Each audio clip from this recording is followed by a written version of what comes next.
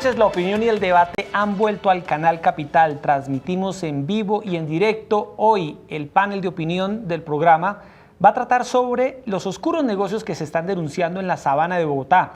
Se han conocido en las últimas semanas denuncias de cambio de uso del suelo de algunos municipios donde algunas personas estarían intentando sacar tajada con negocios que ya están en la mira de la Procuraduría y la Fiscalía. Erika Fontalvo, buenas noches. Hola Jessy, ¿qué tal? Muy buenas noches para usted, para nuestros televidentes del canal Capital en Bogotá, en Cundinamarca y en el resto del país. Lo dice de manera muy acertada. Fiscalía y Procuraduría tienen en la mira a estos entramados de corrupción integrados por alcaldes, concejales, constructores, funcionarios públicos en general, que habrían recibido coimas muy importantes para modificar de manera fraudulenta los planes de ordenamiento territorial, convirtiendo suelo rural en suelo urbano para levantar allí megaproyectos de viviendas, pero también industriales. Según las investigaciones de la Fiscalía, en al menos 15 de los 116 municipios del departamento se adelantan investigaciones a los alcaldes, a las administraciones entre 2008 y 2015, y puntualmente la Procuraduría acaba de anunciar que abrió una indagación preliminar directamente a las administraciones de 6 municipios de Cundinamarca: Tabio, Madrid, Mosquera, Funza, Facatativá y Cajicá, para determinar si se presentaron irregularidades. No son solo denuncias, aquí hay investigaciones claras que podrían determinar responsabilidades de muchos peces gordos. Es una forma de corrupción que se empieza a destapar y que estaría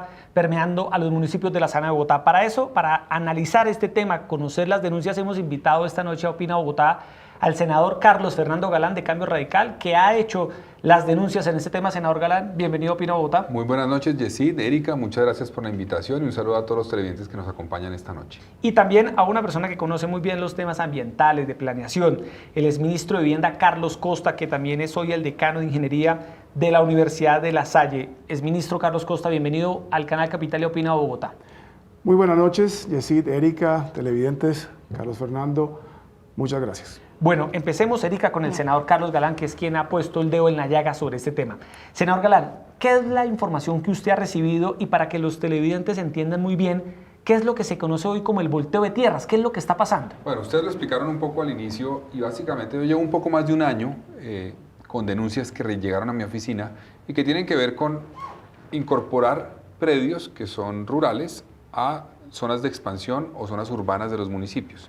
Esa decisión es una decisión administrativa y esa decisión valoriza drásticamente el valor de un predio que vale 100 millones, con esa simple decisión, sin que haya pasado absolutamente nada, es un tema de un papel, puede costar ya 1.000, 1.500 hasta 2.000 millones de pesos. Entonces eso genera un gran riesgo de corrupción porque es una valorización muy importante. Entonces lo que hemos encontrado es que en muchos municipios han incorporado esos predios con irregularidades, predios donde ustedes ven que un predio lo incorporan, uno idéntico al lado no lo incorporan. Uno ve casos donde, y hemos encontrado casos donde hay gente que confiesa haber pagado para que le incorporaran su predio al perímetro urbano y le incumplieron. Entonces está dispuesto a denunciar y a confesar su delito. Entonces es un entramado bien complejo, tiene que ver también con las plusvalías. La plusvalía es lo que se cobra por el cambio del uso del suelo de un predio. Debe pagarse la plusvalía porque pues es un enriquecimiento que tiene el predio. Si no se paga esto, no hay recursos para que la entidad territorial pueda invertir en vías, en espacio público, en redes, en saneamiento básico, etc. Entonces, a mí me preocupa mucho porque hemos encontrado en muchos municipios esta dinámica donde participan, como ustedes lo dijeron, al parecer, alcaldes, funcionarios, concejales, constructores, dueños de la tierra. Es una dinámica compleja de corrupción grande, grave, y que lo más impactante es que tiene un desarrollo, digamos, o un impacto directo en la calidad de vida de la gente. Claro. O sea, no es solamente que se están robando plata que es del Estado, que es de todos, sino, en cierta forma, están generando un desarrollo mal planeado, basado no en determinantes fundamentales de la planeación, sino en intereses particulares. Plata que se queda precisamente de esos intereses particulares. Pero, doctor Carlos Costa, decano de Ingeniería de la Universidad de La Salle, uno ve toda esta situación, las denuncias que ha recibido de manera reiterada el senador Galán.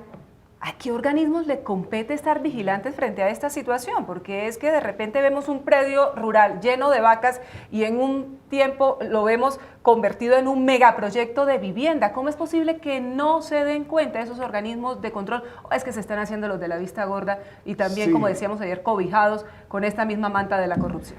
Pues Erika, parte del problema es la autonomía municipal y la descentralización, que hace que esas entidades, que los municipios sean autónomos. Entonces eso los deja solamente en manos de la Contraloría y de la Fiscalía, de los entes de control, y no tienen como otros entes de supervisión dentro del mismo Estado que esté verificando esas cosas. Si acaso la única entidad que participa en el proceso de veeduría y verificaciones son las corporaciones autónomas regionales.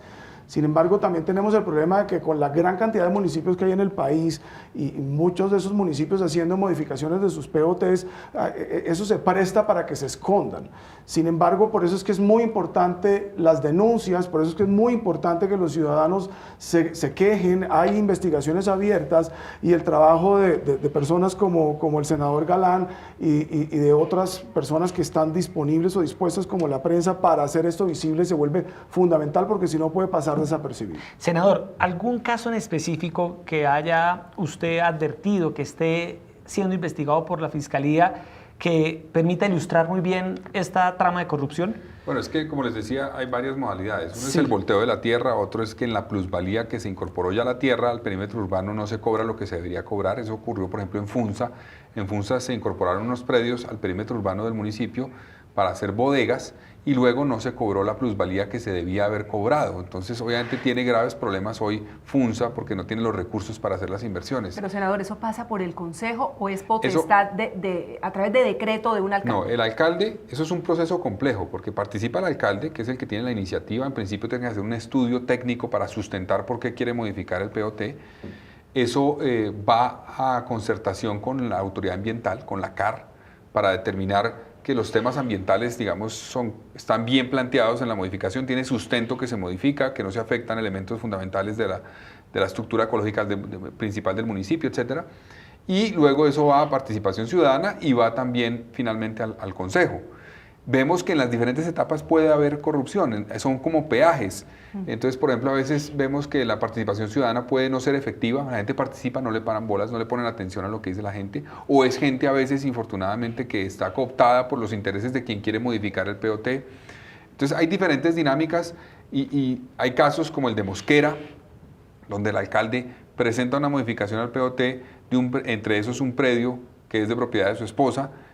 Obviamente, lo tenía bien planeado y lo compró desde antes. Valorizó, el propio alcalde le valoriza un predio a su esposa. Pues a él mismo, sí, en la práctica, a él mismo, digamos. de su familia. Negocio familiar. Ya está en la cárcel, el alcalde Mosquera detenido. y su esposa. Él está detenido. Y creo que un concejal también está efectivamente, implicado. Ese es un caso.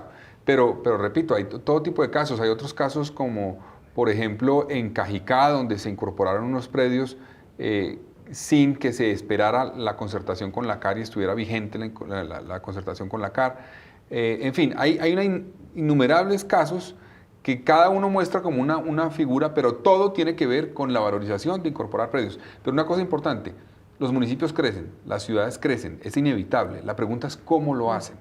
Que lo hagan donde deben hacerlo, que lo hagan pagando lo que se debe pagar, para garantizar que haya acceso a transporte, que hay, digamos, una densidad adecuada, que hay espacio público, que hay manejo de redes. Hay varias construcciones que se han hecho por cuenta de estos volteos de tierras que, por ejemplo, no tienen manejo de aguas residuales. Entonces terminan botando el agua al río, básicamente. Es un impacto dramático en el medio ambiente. Bueno, el ministro y senador Galán, lo invitamos a que vayamos ya a las redes sociales a esta hora en vivo y en directo. Las personas están siguiendo el programa por Facebook Live, transmitimos por Twitter vía Periscope y nos están dejando sus opiniones con el hashtag #OpinaBogotá. Vamos a nuestro monitor de redes sociales a ver las primeras opiniones de las personas. David Enrique: modificando los POT irregularmente participaron del desplazamiento rural de la sabana, los suelos más desaprovechados del país. Hashtag #OpinaBogotá, este usuario en redes sociales. Nancy Patricia Gutiérrez, es congresista. Crecimiento irresponsable. Es candidata a la gobernación. Es candidata a la gobernación. Crecimiento irresponsable generó un mayor desequilibrio ambiental, financiero y social. No más Tratacol. Mientras no existan condenas justas sin cárcel, la corrupción seguirá su cauce. Ese cauce es con C, pero bueno, muy bien, ahí está la opinión. El ministro Carlos Costa, mucha gente se ha preguntado en este caso, ¿qué hacer para evitar que esta planeación urbana en la sabana que afecta a la ciudad de Bogotá de manera directa no siga este rumbo de la corrupción, no se siga planeando, buscando tajadas y no pensando en la planeación? Porque cada vivienda además que se ubica en la sabana de Bogotá es una vivienda que no solo golpea a la sabana, sino a la capital. Y ahora nos estamos dando cuenta que allí, Erika, en lo que menos se está pensando es en la planeación, sino en cómo buscar un rédito personal. ¿Qué hacer? ¿Cómo frenar eso? Es que uno siente que la normatividad existe, decano, pero que hay unos vacíos que revelan la debilidad institucional en esta materia. Sí, particularmente parte del problema es que no nos hemos podido poner de acuerdo en la región.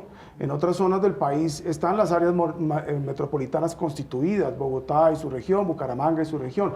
Y aquí en la sabana de Bogotá no nos hemos podido poner de acuerdo. Entonces, ante este desorden y esta falta de coordinación, cada municipio trata desde pelear y jalar para su lado y se genera un canibalismo por desarrollar zonas industriales en mi propio territorio, por atraer vivienda en mi propio territorio, buscando impuestos para mi propio municipio y tratando de competir con los vecinos. Y ese desorden genera la oportunidad de la corrupción. Entonces, lo primero que tenemos que es ponernos de acuerdo, dejar al lado las dificultades y ponernos de acuerdo. Y si no se ponen de acuerdo, pues los municipios de manera voluntaria, yo creo que sí es importante que intervenga el gobierno nacional, que miremos a ver si hay que modificar la normatividad para que el Ministerio de Vivienda pueda intervenir en esos lugares donde las áreas metropolitanas no se han podido constituir, porque es que es ese desorden el que permite también que se generen estas oportunidades de corrupción. Mire, aquí hay dos opiniones en Twitter que están llegando. Mauricio Ramírez dice: corrupción en territorios es un triste remedio de lo que se hace a nivel nacional a la enésima potencia. Y Al Castel asegura: esta es una cadena de corrupción en cada municipio desde hace muchos años. Investiguen y verán, es como una madeja. Y en ese sentido, senador Galán, ¿dónde está el origen de esta corrupción que está golpeando los municipios de la sabana de Bogotá? Evidentemente, todos muy cerca de la capital del país. ¿Podríamos decir que tiene un mismo origen o que es una misma red de corrupción? Usted que la ha estudiado, ¿cómo opera? Varias cosas. Primero, la sabana de Bogotá tiene una particularidad y es que estamos obviamente muy cerca a Bogotá y Bogotá genera una dinámica y una presión, digamos, urbanística y una demanda por tierra. Y Bogotá en los últimos 7 u 8 años tuvo una debilidad en generar habilitación de suelo para nuevas construcciones, entonces eso llevó a que la presión se trasladara a la sabana y por eso tenemos municipios como Funza, Mosquera, que son los que más están creciendo en Colombia hoy día, por cuenta de esa presión que se trasladó allá. Entonces eso genera una dinámica de presión hacia la sabana y por ende genera mayor valorización. Una cosa es que se modifique un uso de suelo en un municipio pequeño o al lado de una ciudad intermedia y otra cosa es que se haga a pocos centenares de metros de Bogotá. Obviamente la valorización es mucho mayor, entonces el atractivo eventualmente de hacer ese tipo de cosas es mayor. Yo he encontrado que, digamos, en los últimos 8 o 10 años hay una red, podemos decirlo así, de personas que han estado en esas modificaciones de los POTs y que han tenido actividad política en Cundinamarca, en la sabana, y pasan de una alcaldía a trabajar con un gobernador, pasan de una alcaldía a trabajar con la corporación autónoma, en fin, están presentes en todo lo que tiene que ver con esto. Entonces, eso es una red que yo no digo que todos ellos tengan, obviamente, una responsabilidad directa en un caso de corrupción, pero sí resulta llamativo que se repiten los nombres, que participan acá, allá, etcétera, y tienen todo que ver con la modificación de los suelos, porque pues, en la gobernación tienen incidencia los municipios directamente los alcaldes, en la Corporación Autónoma Regional también, obviamente, porque juega un rol importante en esto. Entonces, sí se ve un modus operandi que se repite, y unas personas, unos nombres que están presentes en todos estos años en la política de Cundinamarca y que tienen por lo menos que decir cuál ha sido su rol en esto o en no evitarlo, porque es evidente lo que ha pasado, lo hemos vivido todos. Usted habla con los habitantes de Chía, de Cajicá, y dicen, sí, no, la explosión aquí de construcciones es impresionante sin que haya vías nuevas, sin que haya garantía de espacio público, los problemas de la aguas residuales. Sí, la Espetar, por lo menos en Chía, es muy complejo lo de la Espetar. El ministro, usted que conoce estos temas, ¿qué hay que hacer en la sabana de Bogotá? Hay muchas personas que ante la escasez de suelo en Bogotá, pues no han tenido otra opción que buscar vivir a las afueras de Bogotá. Y hoy el norte de Bogotá no es la 220, sino es Chía. y se ve completamente urbanizada esa zona, acá Jicá con y toda Vélez. clase de fallas en el planeamiento urbano. Pero ¿qué hacer en la sabana de Bogotá? Pues realmente el problema aquí es que necesitamos definir unos estándares claros de cómo debería ser el desarrollo urbano de toda la sabana. En este momento lo que ocurre es que cada municipio tiene sus propios estándares y sus propias decisiones, y eso hace que entonces algunos municipios, buscando atraer la industria, por ejemplo, sea mucho más fácil desarrollar zonas industriales ahí, o los que quieren atraer vivienda estrato 4, 5 y 6 porque les interesan los impuestos de este tipo de propiedades, también desarrollan sus estándares de vivienda, generando situaciones como las que decía el senador Galán, grandes terrenos ocupados con viviendas con baja densidad, 180 viviendas por hectárea tenemos aquí en Bogotá, mientras que por allá podemos tener 80, 50, y sin vías, sin parques, sin acceso a salud, sin acceso a educación. Les toca viajar desde allá hasta Bogotá para recibir todos esos servicios. Es que son ciudades dormitorios. Exactamente. Entonces, si nosotros no definimos unos estándares homogéneos y altos, que se cumplan para todos y que todos estemos obligados a cumplirlos. ¿Pero quién los tiene que fijar, decano? El problema es que, como estamos en un país donde hay esta descentralización y los municipios tienen autonomía, tenemos que buscar escenarios donde ellos se pongan de acuerdo. Hablábamos de, por ejemplo, las zonas metropolitanas de Medellín, donde no es obligatorio tener una zona metropolitana, pero el que ellos lo hayan conformado de manera voluntaria y de acuerdo se hayan puesto para poner esas normas, ha funcionado. Y por eso hablaba de que en sitios como Bogotá, donde no se ponen de acuerdo, pues de pronto debíamos mirar cómo se modifica la normatividad para que por lo menos el Ministerio de Vivienda, el Ministerio de Ambiente puedan establecer unos determinantes mínimos, no obligaciones necesariamente, pero sí unos determinantes más exigentes en estas materias, para que no sea fácil entonces coger un predio que es rural, autorizar a que se construyan viviendas, porque si yo tengo unos estándares altos, entonces tengo que verificar que se cumplan muchas otras cosas y no solamente la autorización del Consejo. Bueno, Erika, ahora le queremos preguntar al senador Galán un poco cómo empezó esta investigación, cómo se conoció esto, porque esto era un tema que venía pasando a agache, pero antes de esa pregunta, senador Galán y exministro Costa, quiero que escuchemos opiniones de otras personas expertas en la materia, porque aquí en Opina Bogotá entrevistamos a todas las personas, todos los puntos de vista sobre los temas. Vamos a escuchar a la exsecretaria de Hábitat, María Mercedes Maldonado, y vamos a escuchar a Santiago Henao Pérez, que es director del Centro de Estudios en Vías y Transporte de la Escuela de Ingeniería Julio Garavito.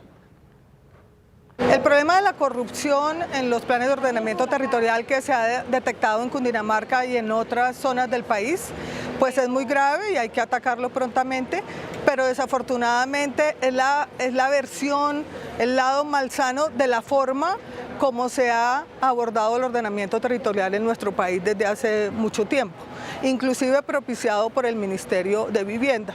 O sea, es un ordenamiento en el que siempre se señala como suelo de expansión urbana, como suelo suburbano, mucho más del suelo que se necesita realmente.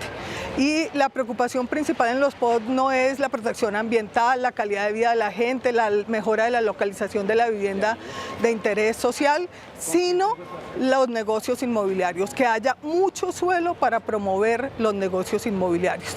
Y el Ministerio, como decía, ha sido el primer promotor de esa visión, por ejemplo, con revisiones express de los planes de ordenamiento territorial, flexibilización del tema de licencias, hace unos pocos años redujo los trámites para el cobro de la participación en plusvalía. Entonces, cuando hay, por ejemplo, macroproyectos de interés social nacional, donde un alcalde ve que un privado lleva un terreno al ministerio, aprueban una resolución y hacen una revisión express ad hoc del plan de ordenamiento territorial, pues también dice, bueno, ¿y por qué yo no hago lo mismo?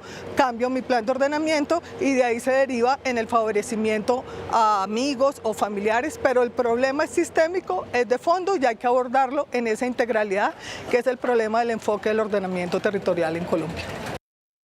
En relación con la pregunta que se me ha formulado relacionada con los planes de ordenamiento territorial, los POTS de los municipios cercanos a la sabana de Bogotá y todo este problema que se ha venido presentando por la gran presión urbanística que manifiestan los inversionistas en intentar cambiar el uso del suelo de zonas agrícolas a zonas ya urbanizables para residencia y otro tipo de usos del suelo, podemos decir que debe hacerse de forma planificada, porque estos planes de ordenamiento eran las cartas de navegación de los municipios municipios por varios años. Esos cambios de uso del suelo, si son debidos a la infraestructura de transporte que debe estar articulada adecuadamente, pues se llama valorización de los predios, pero si se llama plusvalía, que es el mismo efecto pero de mayor valor, pero debido a los cambios en la norma. Cuando ya la norma, digamos, tenían un uso agrícola y ahora permiten hacer vivienda, pues súbitamente hay una rentabilidad de la cual debería participar la comunidad y ser realmente beneficioso para todo este público, igualmente la valorización de ese predio.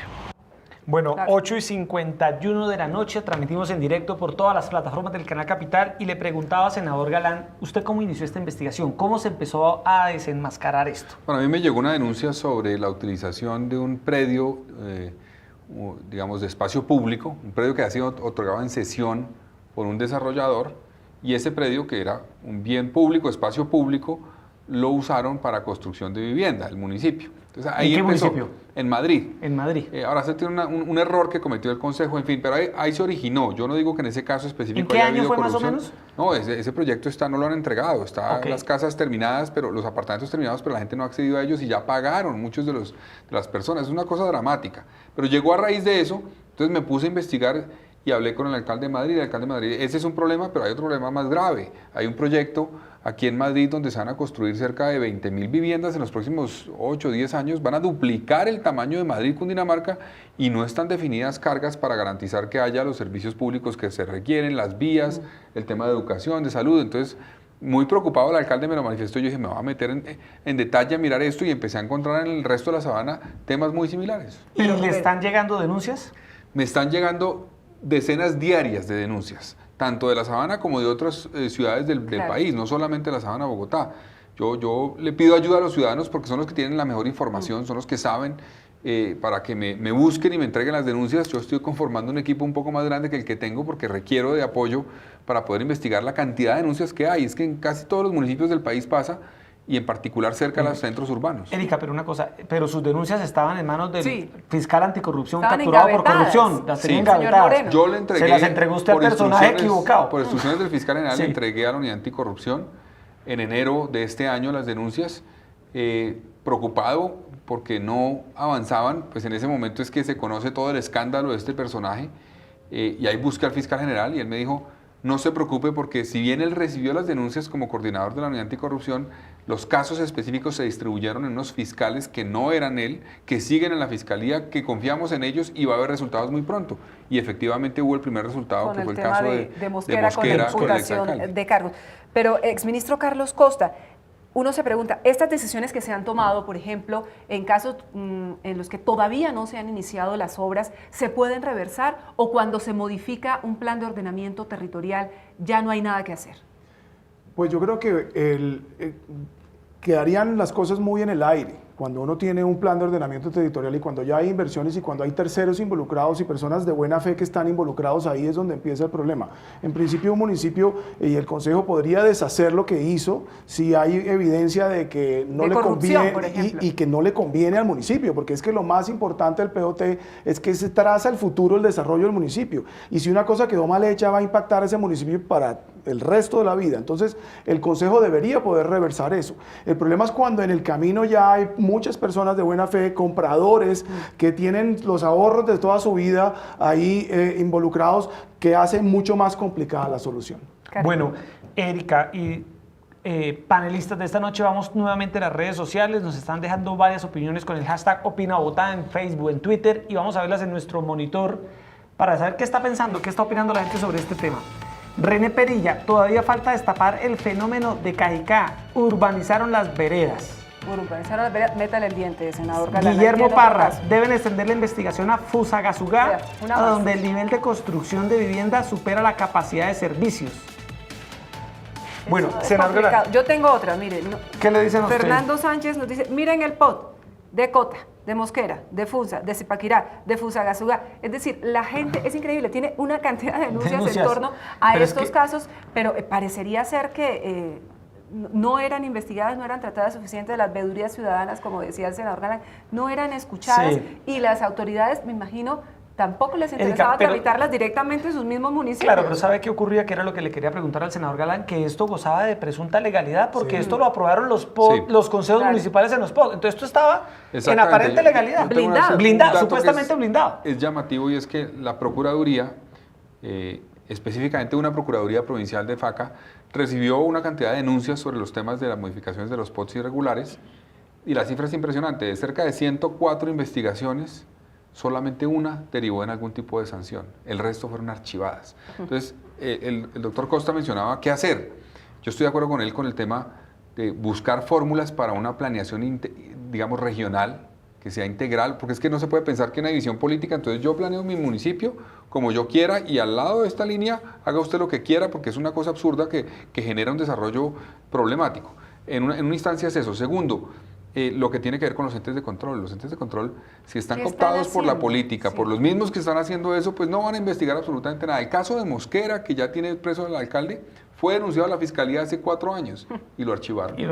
Y lo reabrieron a raíz de que pedimos que lo reabrieran, porque no tenía sentido, estaban todas las pruebas. Entonces, si no hay investigación, si no hay órganos de control, si no hay mecanismos de planeación regional, si no hay una participación ciudadana más efectiva, más amplia, más visible, más transparente, y si no hay mecanismos de control como la CAR que funcionen, que hagan cumplir sus concertaciones y que tampoco estén permeadas por la corrupción, va a ser muy difícil enfrentar esto. Pero, doctor Carlos Costa, ¿cómo lograr un desarrollo urbano? Porque mucha gente dice, se está tergiversando el tema, están en contra del desarrollo urbano, pero lo que hay que advertir verdaderamente es el impacto, más allá de la corrupción, es el impacto social, económico, de movilidad que tienen estas zonas.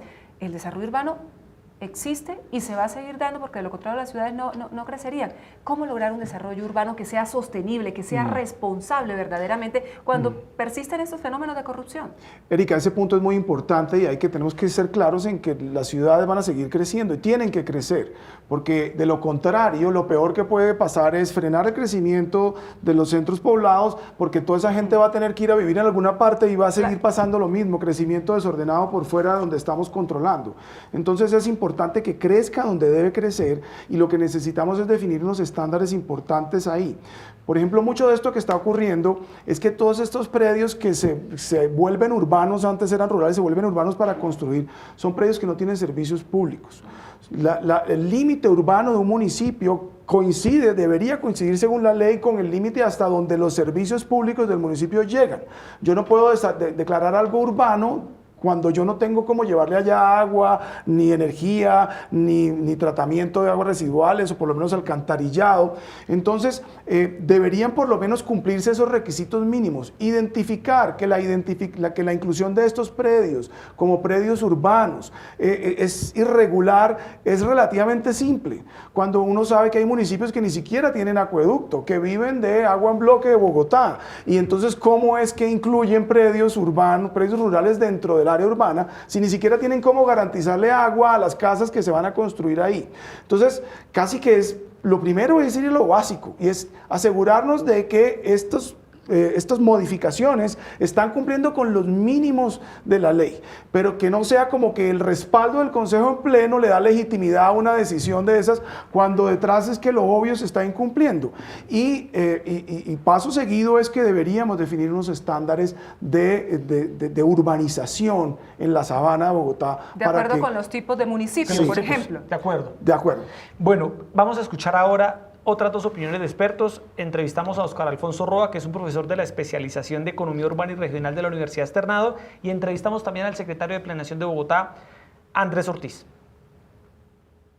Desde la expedición de la Ley de Medio Ambiente en la década de los 90, el país reconoció la importancia estratégica que tiene para él los suelos de la sabana de Bogotá, sus cauces, sus mantos verdes, y recientemente la reforma a la Ley de Áreas Metropolitanas estableció tanto en el parágrafo del artículo 1 como en el artículo 39 que Bogotá y los municipios de la sabana tienen tienen un valor muy alto, muy estratégico en lo político, en lo ambiental y en lo económico para el resto del país, y por eso requerirán un estatuto especial para conformar el área metropolitana, que dentro de sus funciones está precisamente la de coordinar los usos del suelo en el conjunto de la sabana. La Corte Constitucional resolvió una demanda con la sentencia C-179 que en efecto dice que no ha habido omisión legislativa de parte del nivel central de gobierno, y sus iniciativas yo creo que sí la ha habido, porque la sentencia, que es de 2014, después de 3 años, no ha tenido una desarrollo eficaz. No tenemos un área metropolitana, no tenemos una autoridad que coordine la expedición, la organización de los POT, los usos del suelo. Por tanto, sí creo que por esa omisión legislativa al nivel central del gobierno le corresponde buena parte de la responsabilidad en los problemas que se están presentando con el fraude en la reglamentación de los usos del suelo en la sabana de Bogotá. Básicamente yo creo que lo más importante para que un POT sea legítimo es primero su soporte. El documento técnico de soporte es fundamental. El estudio serio de los fenómenos urbanos, el estudio serio de dónde debe crecer, cómo debe crecer, con soportes técnicos de la capacidad de los servicios públicos, de la proyección de crecimiento de los mismos, con estudios serios donde existen los soportes en transporte público masivo. Un buen POT es un POT que tiene unos estudios técnicos, un documento técnico de soporte sólido, bien estudiado y por gente competente. Segundo, un POT tiene que ser de cara a la ciudadanía, muy intensivo en participación, muy intensivo en discusión.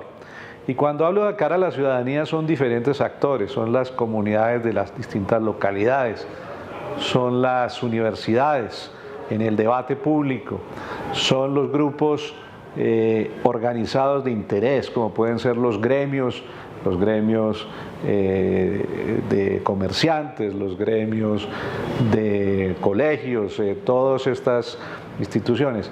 En definitiva, un buen POT se blinda con buenos estudios técnicos, con participación amplia y suficiente y con claridad de que todos son tratados de la misma manera porque fueron analizados bajo las mismas circunstancias y que las decisiones todas se tomaron en pro de lo que sea mejor para la ciudad y sus ciudadanos. 9 de la noche, 2 minutos. Hay una opinión de un tuitero, Darío Sánchez Dimate, dice: el delito de los POT es más por el lado de las plusvalías mal liquidadas. ¿A favor de quién? Y esa reflexión que hace este tuitero que nos sigue a esta hora, el senador Galán, me lleva a recordar una columna recientemente escrita por el periodista Daniel Coronel en la revista Semana, publicada en la revista Semana, que habla del gobernador de Cundinamarca, de Jorge Emilio Rey, quien estaría presuntamente vinculado a algunas actividades relacionadas con un cobro de plusvalía cuando él era alcalde del municipio de Funza. ¿Usted ha tenido conocimiento de este tipo de denuncias? Sí, esa investigación la tienen los órganos de control, lo que pasó con la plusvalía en Funza. Básicamente ahí se incorporaron unos predios al perímetro urbano del municipio. No se había cobrado la plusvalía. Efectivamente, cuando llega, entiendo, el alcalde Rey en ese momento expide una resolución para liquidar el cobro de la plusvalía. Inicialmente fue como de 500.000 millones de pesos ese cobro. 520.000, creo. Y luego finalmente terminaron pagando cerca de 40.000 millones de pesos los que pagaron. O sea, una diferencia muy grande entre lo que se liquidó y lo que finalmente pagaron. Entonces eso llamó la atención y llama la atención que ese cambio drástico en el valor de lo que se ha debido cobrar, el tema, ¿no? Cómo se calculó, qué sustento tenía. Hubo diversas empresas que asesoraron a la alcaldía en ese momento, creo que fueron 2, en la liquidación de esa contribución en plusvalía. Entonces eso generó ruido, está siendo investigado y yo creo que debe ser investigado, sin lugar a dudas. Bueno, se nos empieza a acabar el tiempo, vamos a cerrar el panel. Quiero darles a cada uno 1 minuto para que cerremos con una reflexión de estas denuncias de grave corrupción en la sabana de Bogotá con los POT. ¿hacia dónde nos deben llevar? ¿Es POT o POT? ¿Usted cómo lo dice? ¿Cómo lo dice? Costa? Él dice Ese es POT. ese es el país de las siglas. Él es el técnico, él dice POT. ¿Cómo se dice? ¿POT o POT? Yo creo que cada uno puede usar su propia versión. Bueno, el Señor ministro, Galán dice POT. una reflexión final sobre este tema. Pues definitivamente esto al que ataca al final es al ciudadano. Al que termina afectando, fuera de que alguien se enriquezca, es que estamos impactando la posibilidad de que la sabana de Bogotá se desarrolle de manera sostenible, de manera que la calidad de vida de los ciudadanos sea la que soñamos, y entonces tenemos que unirnos para que definamos y aceptemos que las ciudades tienen que desarrollarse y crecer de manera ordenada. Nosotros no podemos oponernos a que las ciudades crezcan, tenemos es que decir cómo deben crecer. En la medida en que nosotros nos atravesemos a que no queremos cero desarrollo, es donde estamos generando el caldo de cultivo para que esto ocurra, porque esto ocurre en medio del desorden y el de que no nos ponemos de acuerdo nosotros mismos. Senador Galán. Hay un caso que me llama la atención y puede resumir un poco lo que vemos. Caso Mosquera, una familia que tiene un predio de unas hectáreas importantes que dice, al lado de mi predio ya es perímetro urbano, al otro lado también, la nuestra no. Llama la atención. En la mitad. Y esto se repite en muchos municipios. La gente dice a uno, no entendemos por qué un predio sí lo incorporan y otro no. Es como arbitrario. No parecería ser una decisión técnica, sino simplemente algunos sí se los meten y otros no. Eso refleja un poco la dinámica. Yo por eso quiero aprovechar para pedirle a la gente que siga mandándome denuncias. ¿A dónde? Yo las seguiré ¿Cómo lo investigando. puede contactar? Mi correo es galan.personal@gmail.com, galan.personal@gmail.com, y mi Twitter es @carlosfgalán. Ahí yo directamente puedo recibir las denuncias y entrar en contacto con ellos, porque es fundamental hacerlo. Esto, como decía el doctor Costa, derivan dos cosas. Primero, en decisiones administrativas que favorecen particulares, y entonces la planeación en muchos casos depende del interés particular de un dueño de un predio y no del interés general del municipio. Vamos a crecer, van a crecer, es inevitable que crezcan. En algunos casos se puede densificar, pero no es suficiente para satisfacer la demanda. Hay que crecer, pero hay que crecer bien, garantizando que se pague lo que hay que pagar para que el desarrollo sea sostenible y que sean zonas donde sí se deba crecer. Bueno, pues Erika, se nos acaba el tiempo. Pero es un tema que verdaderamente exige que todos nos comprometamos. Es que lo que está pasando delante de nuestros ojos es absolutamente intolerable, porque reiteramos, más allá de que se enriquezca un personaje, un alcalde corrupto, un concejal bandido, todos nos vamos a ver Es la perjudicados. calidad de vida, la calidad de vida de todos los habitantes de la Sabana y de Bogotá. ¿Cómo nos vamos a movilizar cuando sean 30.000, 40.000 nuevas viviendas en determinados pueblos de Cundinamarca para entrar a Bogotá, por ejemplo? Entonces, no nos hagamos los de la vista gorda frente a este tema y pensemos qué es lo que pasa. Donde ese predio antes estaba una casita de campesinos con unas vaquitas y ahora hay una urbanización enorme o un complejo industrial verdaderamente importante. Es compromiso de todos ejercer una veeduría ciudadana frente a los planes de ordenamiento territorial en Cundinamarca y en todo el país. Bueno, el ministro Carlos Costa, gracias por estar con nosotros en Opina Bogotá en el Canal Capital.